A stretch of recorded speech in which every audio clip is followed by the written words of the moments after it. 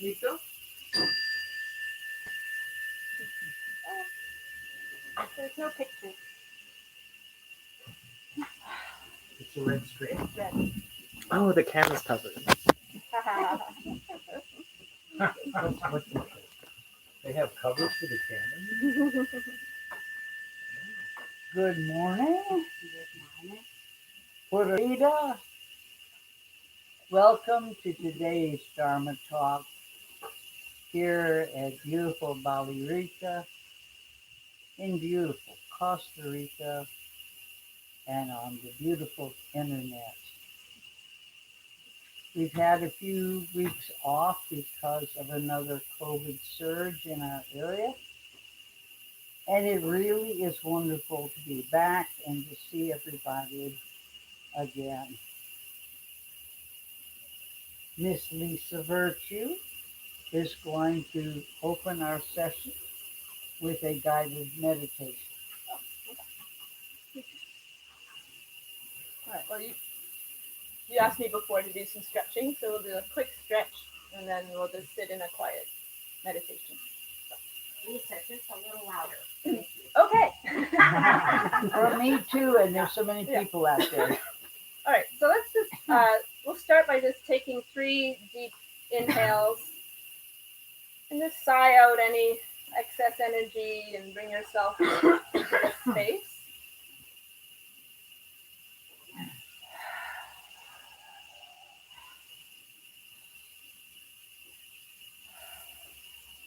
Now let's take an inhale and bring our arms up overhead. Interlace your fingers and turn your palms up towards the sky and stretch up tall. And now lean over to the left, stretching the right side, up through center and over to the right. Back to center again.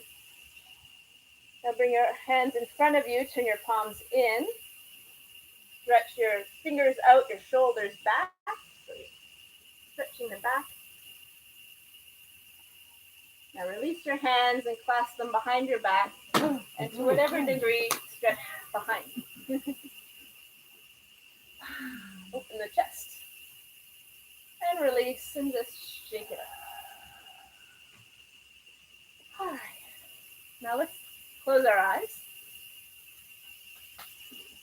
Take another deep inhale. Settle again.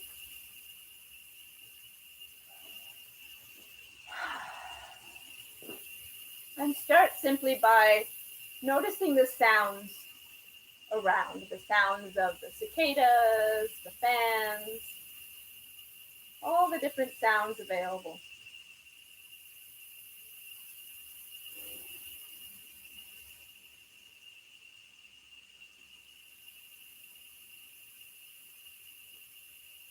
Move your awareness to the feeling of the air on your skin. Noticing when there's a breeze. The feeling of your body in contact with what you're sitting on.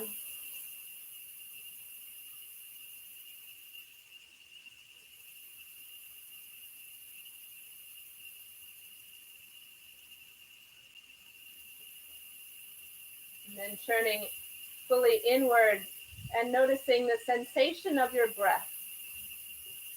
The feeling of the air moving in and moving out.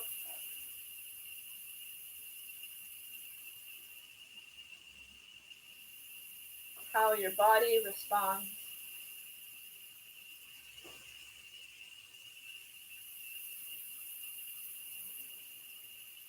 And allow your mind to settle.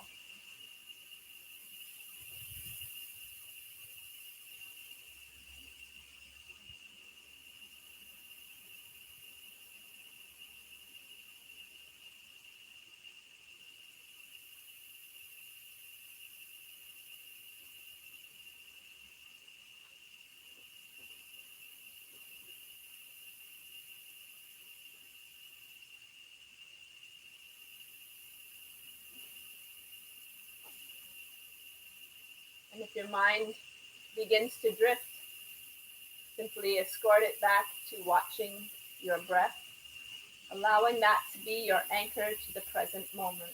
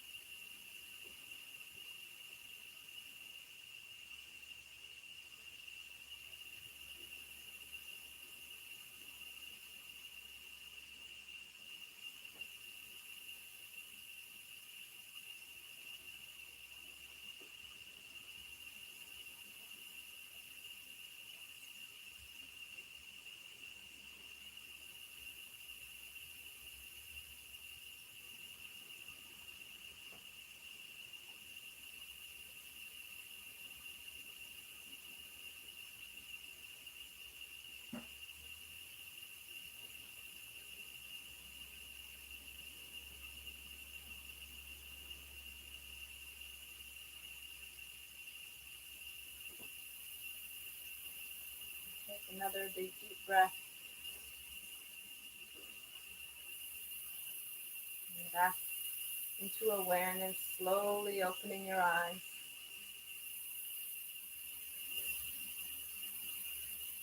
And being ready to receive. Namaste. Thank you. Thank you. Thank you. Oh, yeah, you have those cicadas on contact?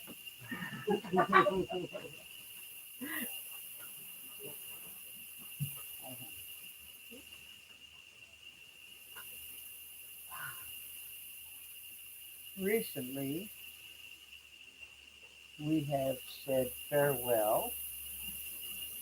Talk like Can you hear me outside? más o menos, little by little. I'll use my hog collar foot. All right. They didn't raise me in a barn for nothing. You'll get her one of those things.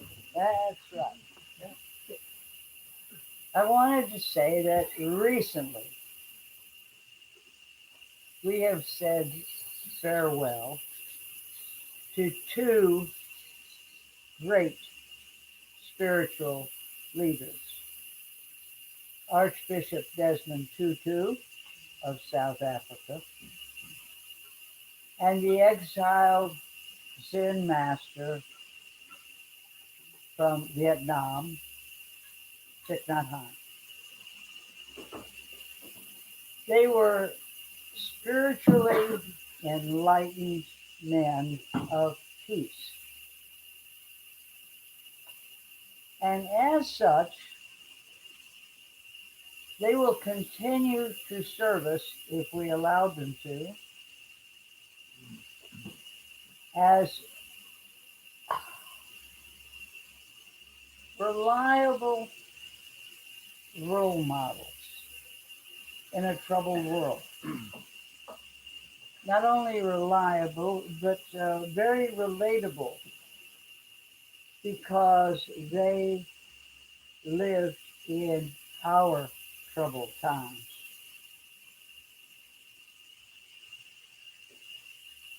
It is hard to know exactly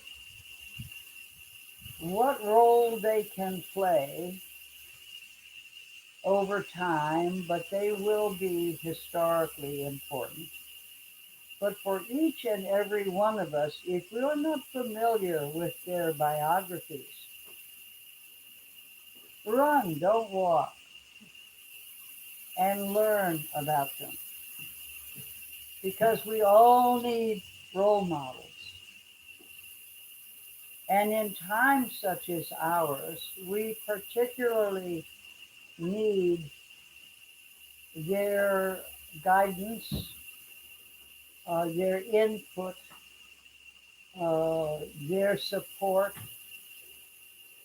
as we go on our spiritual path to enlightenment. They can give to us their courage, their grace, their humor, their equanimity, their compassion, all of the goodness of the Dharma. Although one was an Episcopalian, the Dharma, for those of you who are not familiar with it, is all inclusive. It covers all spiritual paths of all people at all times. So, having said that, I was thinking about the fact that when we ask each other, are you enlightened? They're going to say no. And yet the whole purpose of the Dharma, and one of the many meanings of the word Dharma is purpose. The Dharma purpose is to reach enlightenment, which is defined as liberation from suffering and the cultivation of a lasting happiness. Now, it's very hard to understand why in the Buddha's own time, and he's our number one role person, people would go to hear him and they would all come out enlightened.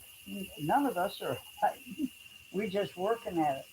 I gave it a lot of thought, and personally, my opinion is it's because over these centuries, Buddhism has become more and more into the nature of suffering and realizing that it traces back to ego,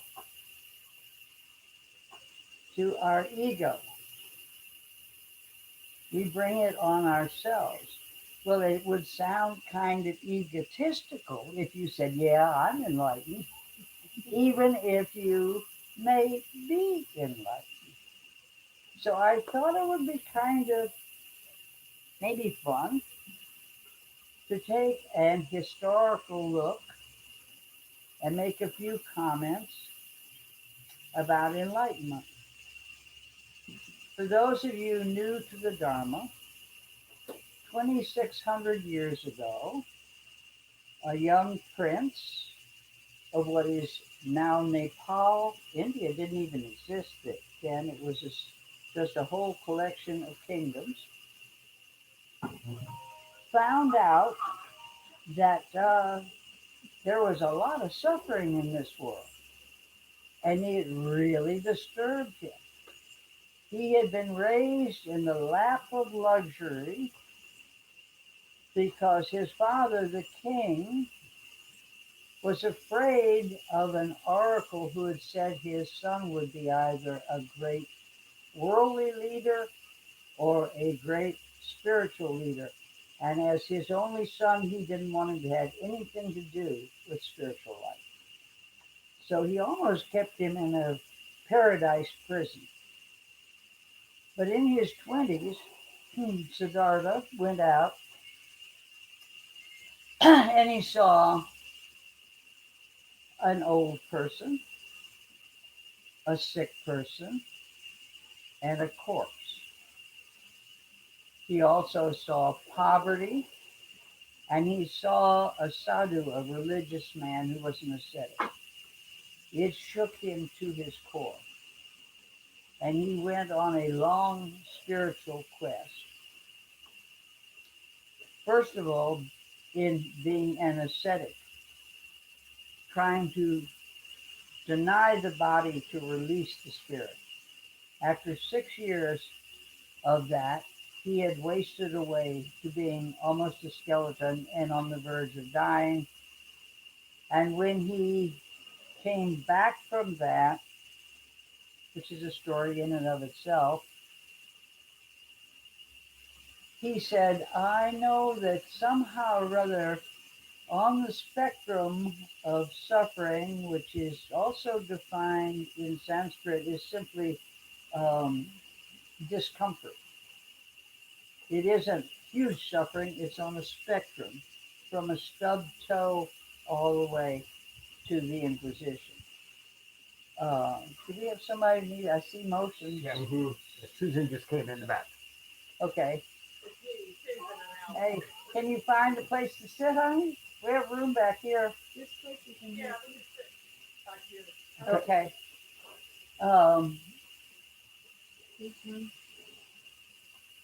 And thus he said, asceticism almost killed me.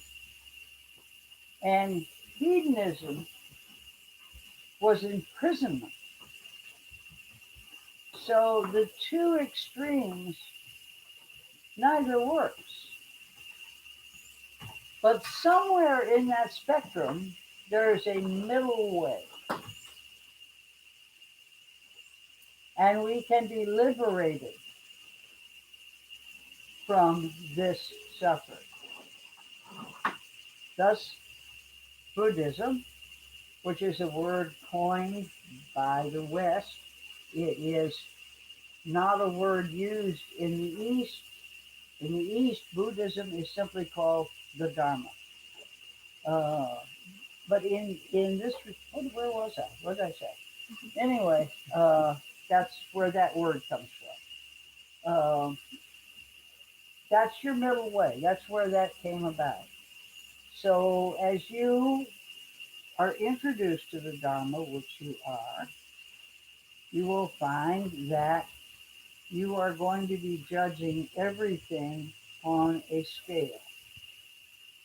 You're not going to take anything too far either direction, but neither are you going to compromise or have moral equivalencies. You're going to do what is the enlightened thing to do. And so now that's going to bring us to our topic of what is enlightenment and how do you get to it? How do you attain it? The Buddha was the first great practitioner of mindfulness. He said, I am going to figure out the answer to our suffering. And he sat down, and for 49 days he meditated under the Bodhi tree until at last he woke up. He saw the morning star. He had defeated Mara, the demons that came. This, of course, is mythological, that part. But he had the dark night of the soul, and he went through that. And when he woke up that morning and saw the morning star, he knew the true nature of reality. That's a big sentence. He then sat another 49 days trying to process what he had experienced. And he had a major question was, could he explain it to anyone? Would they understand what he had experienced? And he almost never became the Buddha, and the word Buddha means he who is awake. Buddhism comes from Bud, which means awake, and the Buddha is the man who woke up and saw clearly what is. Whether it can be put in words or not. Could he guide people to sharing his experience? He gave a talk finally to the 5 ascetics that had been with him for 6 years while he self, what's the word for it? Discovery. Well, the thing, anyway, where you flag yourself. Self-flagellation. Yeah, okay. Yeah, Desperation. so I'm going. Many of you already know this story, but for those who don't, we'll get a start. We're going to look at different people. We're going to take our people of our, and we're going to admire their courage and grace and all the things they bring to us. But it's also noteworthy to go back and begin at the beginning with the Buddha. There was no Hinduism even quite at that time. It was the Veda, but that's a sort of another story. That's the same thing. So he gave them the lessons that he had learned in a speech that is the foundation of all Buddhism. It's called the Four Noble Truths. And it says that in life there is suffering. The second noble truth says these are the causes of suffering, mainly in one word, desire, inappropriate desire, craving, clinging, grasping, ignorance, and delusion. The third noble truth is that there's a way out. And the fourth noble truth is what we're talking about when we talk about the spiritual path. It is the eightfold path to enlightenment. It's the prescription, it's the map, it's the way out. Jeff and I like to say we look at this, if we're going to be mindful, we begin with awareness. And the four noble truths are one, observation, to be aware. Two, to analyze.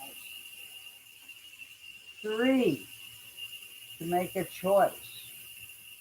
And four, to act. That's your path. And that's what we're going to be talking about when we talk about the path to enlightenment. So the Buddha gave us all this, and it takes all kinds of learning and guidance and all the rest of it. And we'll jump that. But the main thing is that what you are looking at is the origin of mindfulness. When you practice mindfulness, you are practicing Buddhism, and it doesn't matter. You can peel the label off. It doesn't matter. But that's what he gave us. You become aware. You pay attention. You wake up. And that's the admonition. Wake up.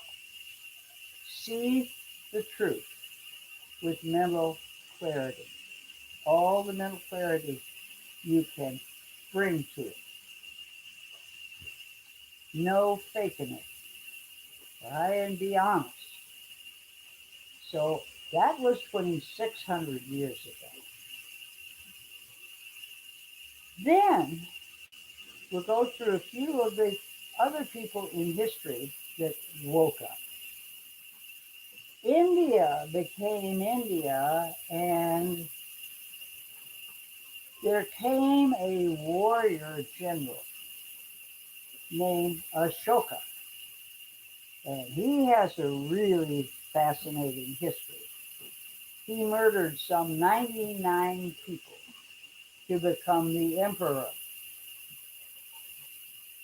And after he had murdered and put away everybody, he began to invade all of that subcontinent, and he succeeded. Somehow or other, while he was still a warrior, he fell in love and married a woman who was a Buddhist. He was indoctrinated in Buddhism and did nothing about it. He just kept right on invading and killing and all the rest of it and doing this. And he had one last irritating country that he wanted for his world. Um, can't remember the name of it. But anyway, it was down there and it was very prosperous and it was very beautiful.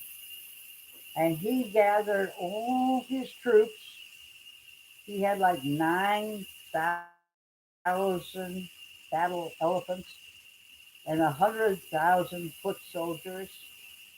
And he went down and he took the town, the province, the country, and he slaughtered 150,000 people. He absolutely destroyed that country. And he stood in the battlefield when he had gotten what he wanted. And he suddenly had a revelation. Right there, he was transformed on the spot. He had that moment of enlightenment. And aha, he realized the horror of his life. He turned away from that battlefield. And if you will look at the flag of India today, you will see his colors on the flag of India. He became the most benevolent ruler ever known. Very few, and he may be possibly the only one that simply stopped wars. He went completely Buddhist.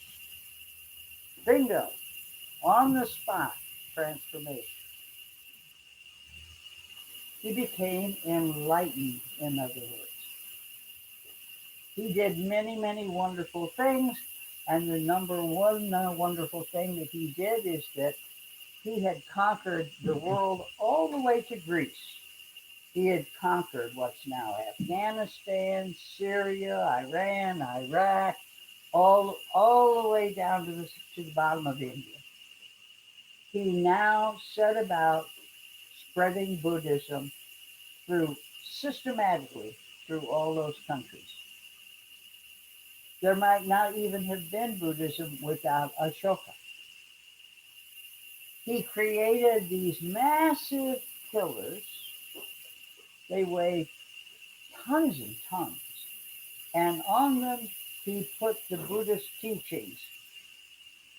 And he saw that someone in towns could read them to the people who were illiterate. And so he spread the teachings throughout that whole part of the world, all of Asia, really. We still honor him. There's controversy. There are those that say he just figured out how he could keep what he had by being nice. But, take what you can get.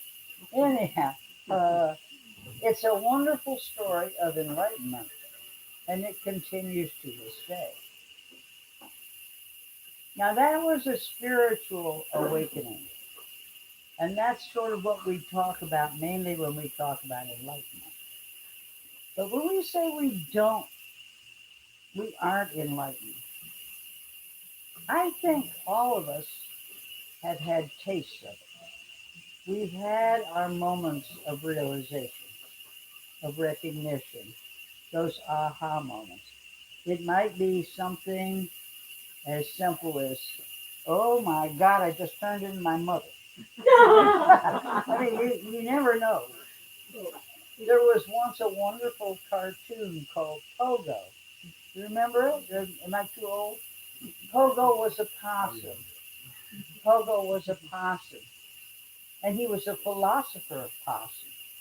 And he said wonderful things such as, we have met the enemy and he is us. Ah, so that's a moment of realization. So they can be simple, everyday, mundane awakenings. And in Buddhism, all enlightenment is divided into one of two departments. There is the mundane, that's everyday, regular, understanding. And there is super mundane, which is what Ashoka and the Buddha had, which takes you to really esoteric, full enlightenment. Things that can't be put into words, can only be experienced. There is no better or worse in the mundane or the super mundane. All people have mundane, but they also, with it, can have super. And the supers don't just live up there, they have mundane too. So it's just a matter of degree of realization in your life. A third type of realization is now Ashoka was 2,300 years ago. Buddha was 26, Ashoka 23, and now we're going to jump to 22. We're going to go to Greece, and there was a mathematician, and most of you know who he was, Archimedes. Everybody here know who Archimedes was? Okay. The Archimedes principle still is in effect and is a basic. He was only 22 years old when he discovered the principle of buoyancy and density, and he got so excited he jumped out of his bathtub and ran naked down the street to the king's house to let him know, I found it, and he expressed it as Eureka. And to this day, Eureka is an expression of enlightenment. What happened in that case was that he was an expert, as young as he was, in geometry and all kinds of engineering things that went along with geometry. And the king wanted a new crown, and he went to a goldsmith or whatever you call it, and gave him the gold and said, make me a golden crown. And so the man did, and he gave it to him. And for whatever reason, the king became suspicious that he had kept some of the gold for himself and that the crown really wasn't totally gold.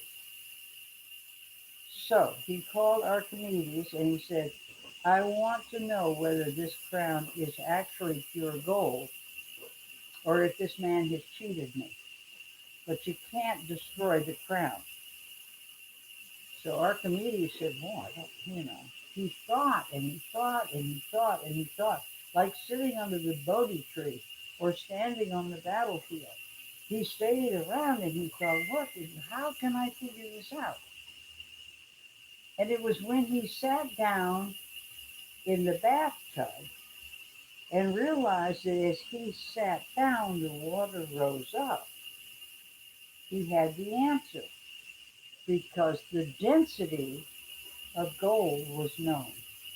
So he knew how much gold should be in it. But it also is to figure it out whether there was something else alloyed in it in any way. He had the mass or the weight, and he had the volume, which is how much water was displaced. That was the simple way to do it, but he went much further. That's what he yelled Eureka about. By putting the crown in the water, knowing the density, he could measure the volume of water that came up, and it had to match. It had to be the same as the weight of the crown. And it turned out the guy did cheat the king. But anyway, this went on to become the major principle for shipbuilding. If you have a sailboat, you have a keel.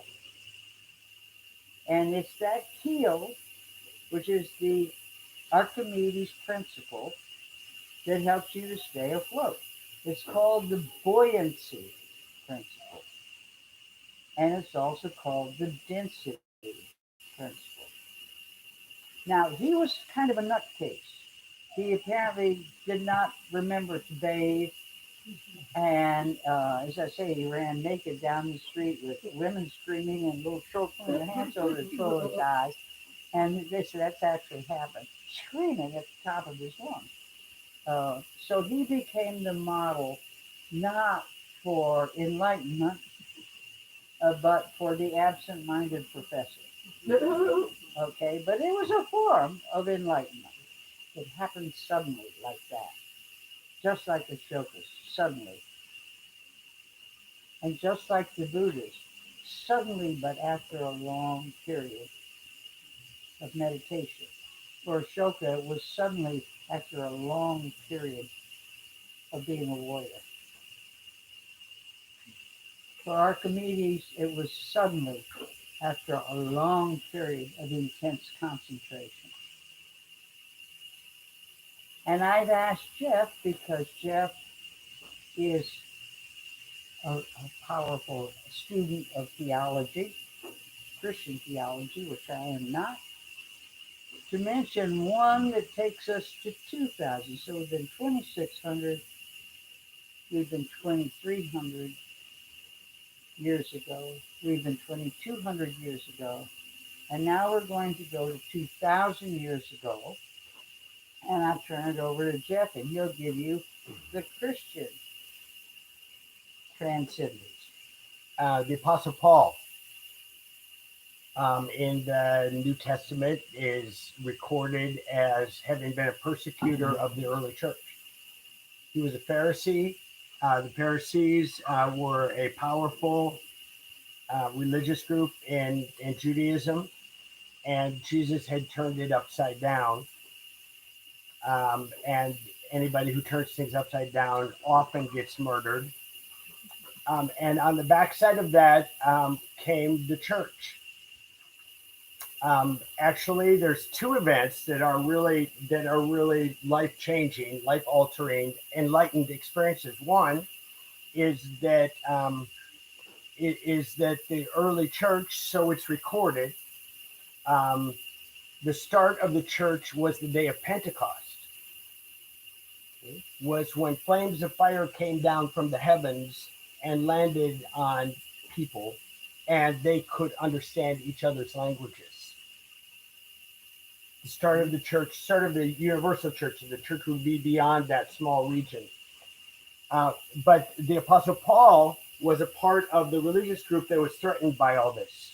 And so he was a chief persecutor of the church, of that early church, and they were outcasts.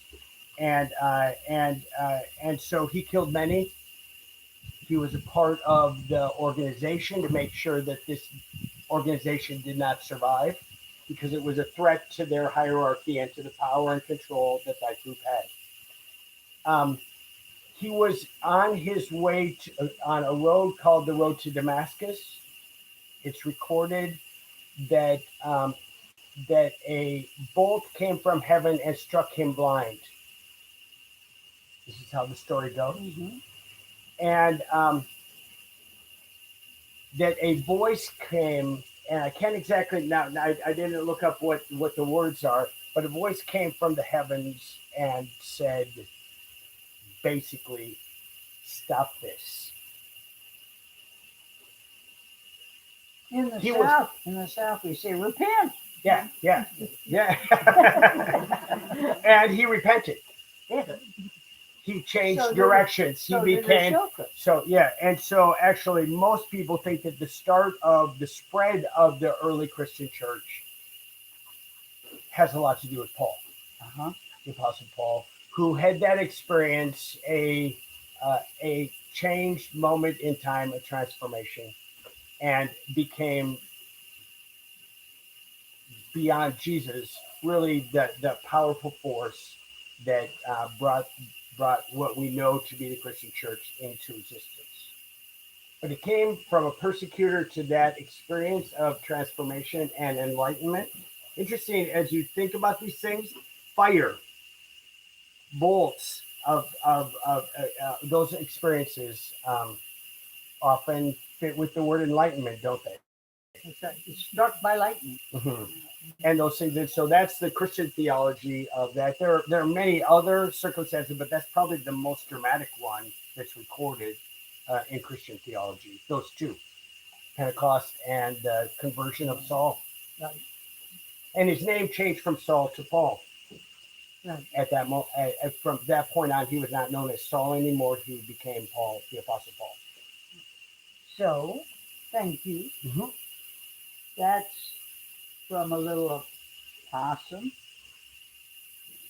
to one of us sitting at the breakfast table saying, "No, I don't like what's happening in my house," all the way up to the Buddha's enlightenment, to Ashoka's enlightenment, to Archimedes' enlightenment, to Paul's enlightenment. The stories are all different, but there are strong similarities.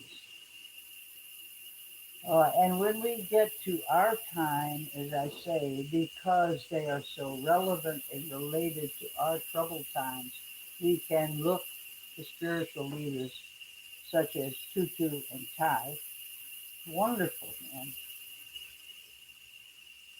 We also can see that it happens to all of us in our own ways and in our own times. And to be mindful is to maybe begin, if you're practicing mindfulness, to be a little more aware just of those aha moments, the awareness moments, because they change the dynamics of our lives. Sometimes in seemingly small ways, that can be very big ways. In more current times, more recent times, modern times, we also have other spiritually inspiring people, Martin Luther King and Gandhi, for example. If you watch the news and you have had it up to here with bad stuff, if you really find yourself maybe being discouraged or anxious or frightened or depressed, it may help you to simply turn your attention to any of these people who have had the moment of enlightenment and because we talk in the Dharma about the fact that where you place your mind is the direction of your life. And the direction of our lives in these troubling times can be very frightening or anxiety causing. So turn your attention to those people who've had the courage to change, the courage to take action. A lot of people think the spiritual people are weak people. There are no more courageous people in this world than those who take a stand of enlightenment. And they will be persecuted or be persecuted. So it's just something to think about. For those who are new to what mindfulness is, uh, the best definition is to say to be mindful is to pay attention in this present moment with intention, non-judgmentally. So what we do and why we say non-judgmentally, that's for pretty much for meditation. We have to make judgments in our daily activities, but there's a formula for that. But for the search for enlightenment on the spiritual path, we learn to meditate, to be still and silent and wait and not tell ourselves stories, not carry the dramas out, just let everything settle and see what happens. Enlightenment cannot happen without or cannot be cultivated without this ability to clarify your mind by going quiet. So we become calm.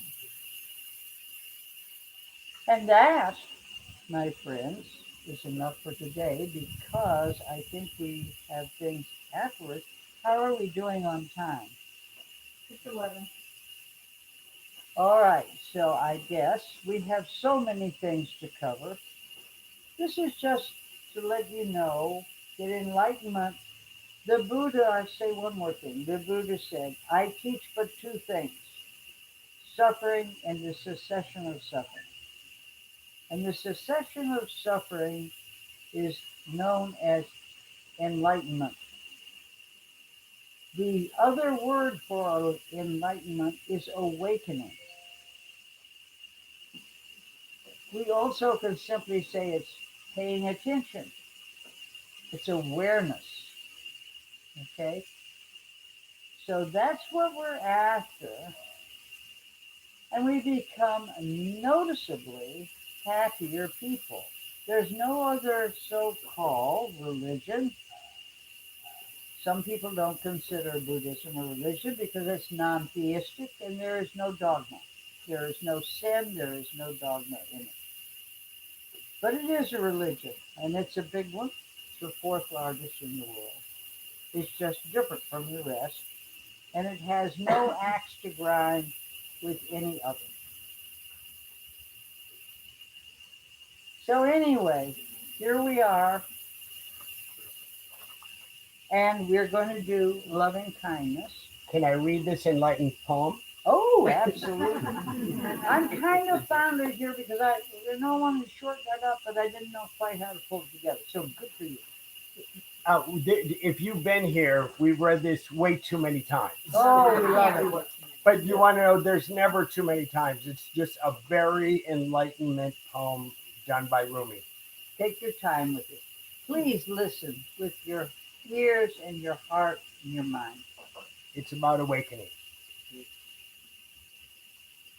Out beyond ideas of wrongdoing and right doing, there is a field. I'll meet you there. When the soul lies down in that grass, the world is too full to talk about. Ideas, language, even the phrase each other doesn't make any sense. The breeze at dawn has secrets to tell you. Don't go back to sleep. You must ask for what you really want. Don't go back to sleep.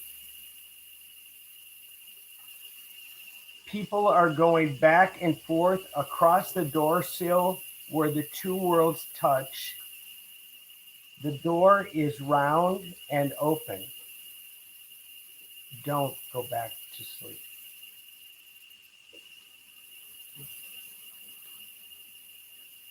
There it is. Hmm? Did Mark say? Yeah. Thank you for today's talk. Speak up. Yeah, I will do. Thank you for today's talk, and I'd like to share an observation of what you shared, the both of you shared, that struck me about halfway through. And we were talking about the very beginning about the Four Noble Truths and about we all know the Four Noble Truths. They're written up there. Mhm. But then you chose four people in time, and the first person was Siddhartha, the Buddha, who was the observer of suffering. Mhm. The second person was Ashoka, and Ashoka was the creation of pain. Mhm. The third person was Archimedes, Mhm. and Archimedes was about accountability, or where we influence the world around us. Right. And then the fourth person was Paul. yes, who was um, about persecution. Basically, when we go into the fourth noble truth and we follow the eightfold path, there are going to be things that are going to contradict us in our life. And when those things contradict us, it's our dedication and our focus to the eightfold path that helps us to overcome the other three. Right. And those four were beautiful examples of the Four Noble Truths. So I compliment you both. It was really beautiful. Do you have anything in the Indian? Mark is the fire keeper for 3 Indian tribes in Canada. Very highly respected and honored position. Do you have anything that you can say that's like a saying or something to help bring this home? Because it cannot be clearly defined. It's something we learn by talking about it. Yeah. You have a First, I'd like to talk about the Indian from India. India is up to 80% Hindu, now. and yet on the flag Mhm. is that circle. That's And the trick circle for represents two things. One, it was where Ashoka Mhm. announced in Sarnath Uh-huh. Buddhism to the four corners of the universe. Right. You have the 4 lions. Right. And when we consider that it's almost 80% Hindu, and here we have this Buddhist symbol and it's in the white, which is about unity and peace. Uh-huh. It's in the center, Yeah. and there are 22 spokes, Uh-huh. and it's also seen as the spinning wheel of Mahatma Gandhi, Mhm. the unification of India. Mhm. And so we see that these teachings are extremely powerful, even to the people who are Muslim and Hindu. And it's a Buddhist teaching. It speaks to both of them really well. So much so that they made it their flag in 1949, 1950, I think. Mhm. I think it was 49. Yeah. In answer to your question, the only thing that really comes to mind that is very similar are the four cardinal directions to the Four Noble Truths. Okay. And each of the cardinal directions holds a specific teaching. And essentially, that there is a new beginning to everything. And then the next part is that there is a community where we share and we help and support one another. And then the third is a cessation.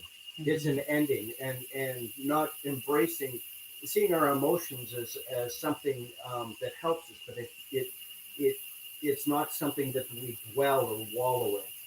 And Right. then the fourth direction is enlightenment, if you want to put it that way. Enlightenment. So That we could do a whole talk on that. yeah, That'd be neat. With That would be a neat some- one. Go, guy. Oh, This is number one. all right. Okay. Sorry, I just have. Bye, Jordan. Bye, Jordan. Okay. We love you too.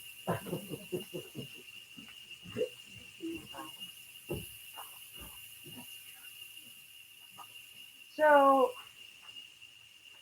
this is such a big topic, and I'm such a small person, and we're all here, and we're all experiencing the same things, and we're living in extremely difficult and troubled times. And all I can say is practice the Dharma, or whatever your religion is. The Dharma is part of it. All the good things. Turn your attention to the good companions. Read the biographies. We still have the Dalai Lama. He's still with us. I don't see new spiritual leaders coming up, but they do. They do, and they will. But do your best to be as enlightened as you can be. And you can still say, no, I'm not enlightened. I say, I'm maybe 80% Buddhist and 20%. I think you're up to like 82 now. I don't think so. I think I'm backsliding. Okay, 78. Anyway, we're all in this. We're all in this enlightenment business together, and that's why we come together. And now we're going to do loving kindness, and we will talk about the Eightfold Path and loving kindness, compassion, sympathetic joy, and equanimity in another talk. But right now, for those of you who have not done it before, metta or loving kindness meditation goes like this. You're going to pick 5 people. Yourself to begin with, someone you love very much with all your heart, someone you know but are not close to, what we call a neutral person, someone with whom you are in conflict. You don't like them or they don't like you. It can be living or dead. It can be recent or long gone. And lastly, all sentient beings. All sentient beings includes animals. All sentient beings. This is an exercise in the expansion of the heart and the opening of the mind. It will change your outlook on life if you do it regularly. You can pattern it any way you want. It can be short, it can be long, it can be certain words or whatever. But it goes like this. I'm going to say a phrase and then you repeat it to yourself silently. All right, Sharon, let me get a swallow of water. Here goes my sinus.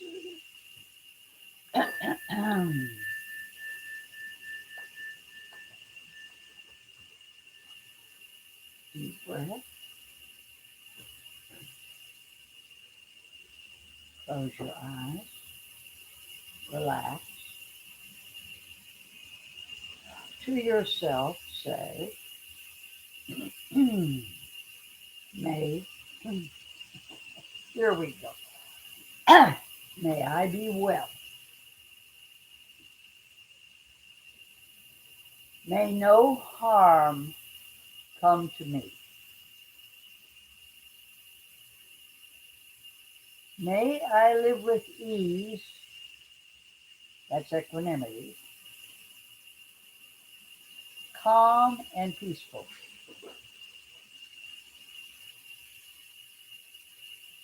May I be happy.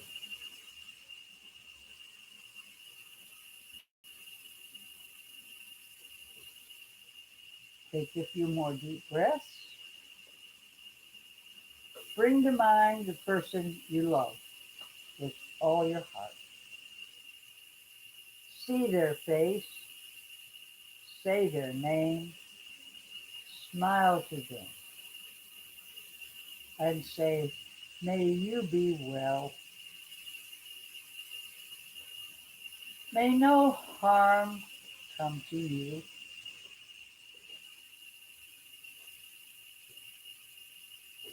May you live with ease, calm, and peaceful. May you be happy.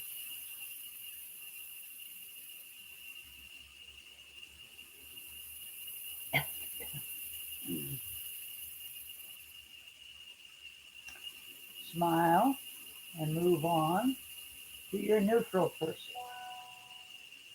If you don't know his or her name, simply address them as friend. Say, dear friend, may you be well.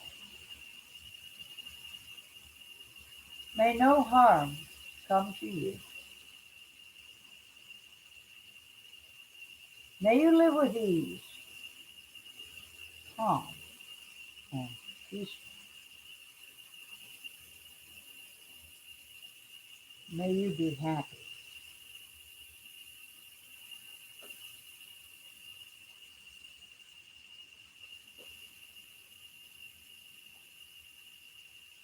Now, saying farewell to them, move to your difficult person, the person with whom you are in conflict.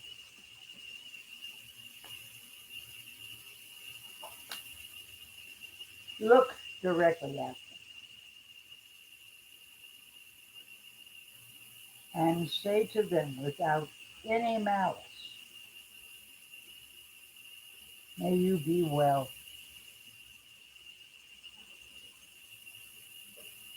May no harm come to you.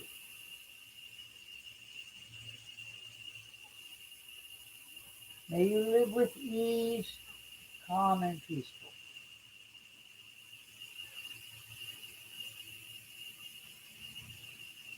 May you be happy.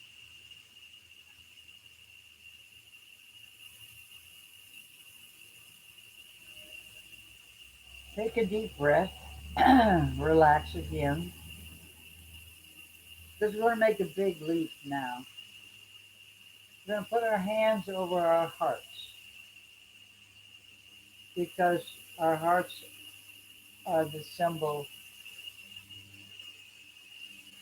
of embracing everything. It's the only part of us big enough to encompass all sentient beings. 7 billion of us on Earth. Who knows how many out in space?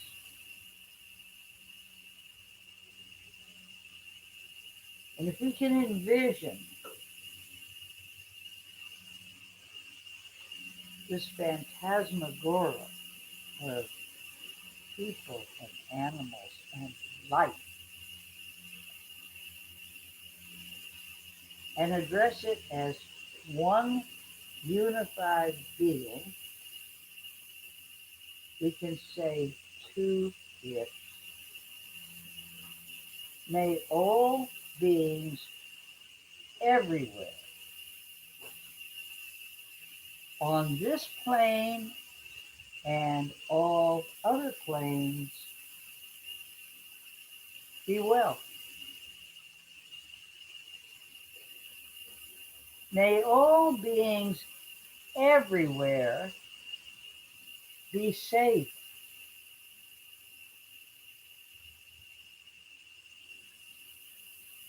May all beings everywhere be free from suffering.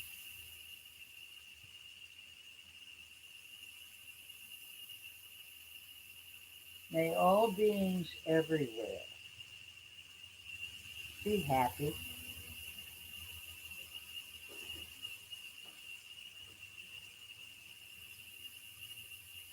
Now, you can sit with this meditation for as long as you want at home and really let it come into you on a cellular level. You can't do that here. So now release your hands, open your eyes, turn and smile at your neighbor. Hello. And those of you who know our benediction, I'll say it and then we'll all say it together. So you can learn it when I say it, then we'll all say it together. And it goes like this. Go in peace. Go in peace. Go making peace. Go making peace. Living gently. Living gently. Loving mightily. Loving mightily. And bowing to the mysteries.